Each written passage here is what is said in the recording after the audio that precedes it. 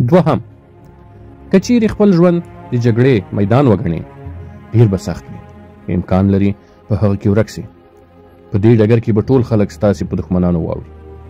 مګر که چیرې ژوند یوه لوبه وګڼې ډېر به ننداریز وي، نو ژوند ته کومه تشبیه ورکول غواړي. کیدای شي ژوند ته د سرګرمۍ ورکولو له مخې هغه یوه لوبه وګڼي.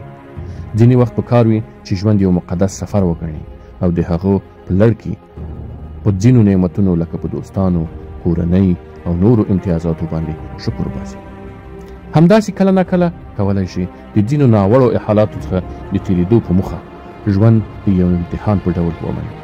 که چیرې ستاسې لیدلوری د ژوند په وړاندې بدل شي، پخپله به د ژوند په نسبت ستاسې فکر، احساس او عکس العمل هم بدلون ومومي. نو همدا اوس هغه مثبت او رغنده تشبهات چې د ژوند په مفهوم یې وړاندې کوي ولیکه.